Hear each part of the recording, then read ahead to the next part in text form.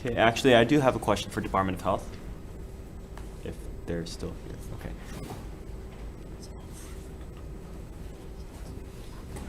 Okay, so you're familiar with Karawai-Lua Farms, I assume? Yes, I am. Okay, and so under the current statute, they're a sanctioned operation, or is it not? No, they're completely unlicensed and unregulated. Okay, so as it currently stands, you have issues with their operations. In what way? So right now, there is no limit on the number of cards that can be registered to a site. However, state law requires that only a patient or their designated caregiver are allowed to handle the cannabis. Okay.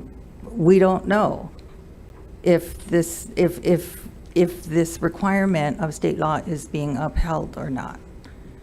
So we're trying, that's why we would like to put some guardrails around that. I see. And I'm not too sure how long Karawai-Lua Farm has been in operation, but has the Department of Health had any reports of concern of health issues from the products being distributed or farmed at Karawai-Lua Farm? Not that I'm aware of. No, we haven't. But we have had other types of complaints. Okay. I just asked because I do want to confirm that there have been a number of elected officials that have visited the site, and I'm curious as to what the department's position is with these co-ops, large ones and small ones, as we've heard in the testimony. Does the department believe it's inappropriate for large co-ops like Karawai-Lua Farms? Well, I mean, okay, so I was not with the program when it was first established in 2015, and it is my understanding that the reason for the not having limits on multiple cards being registered to a grow site was to allow for more expanded home grow in the interim until the licensed dispensaries were stood up. I see.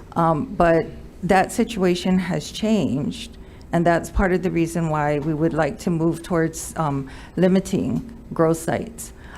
The health department fully supports patients and rights to grow, as well as the right for them to designate a caregiver to grow for them.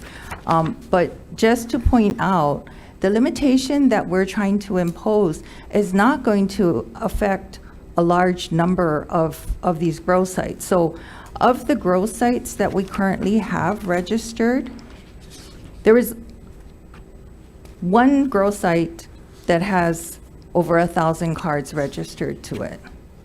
There is one grow site that has 41 to 50 cards registered to it. There are two grow sites that have 31 to 40 cards registered to it. 3 sites that have 21 to 30 cards registered to it. So this limitation of 5 cards per grow site is not going to affect a large number of home grow sites.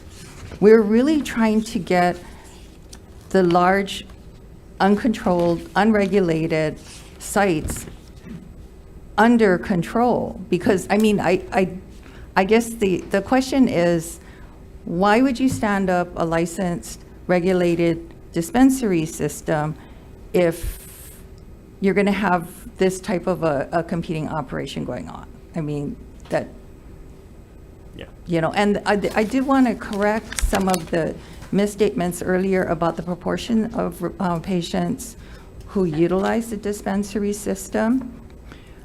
We recently did conduct a survey of patients and found that 55% of registered patients that responded to the survey exclusively obtained their products from a licensed dispensary. But 86% of patients say that they do use multiple sources, and that would include home cultivation. So we do support the patient's right to be able to home grow and have a caregiver grow for them. But we also do think that the dispensary system needs to be strengthened, and this is one of the ways to do it. Thank you. Thank you. Okay.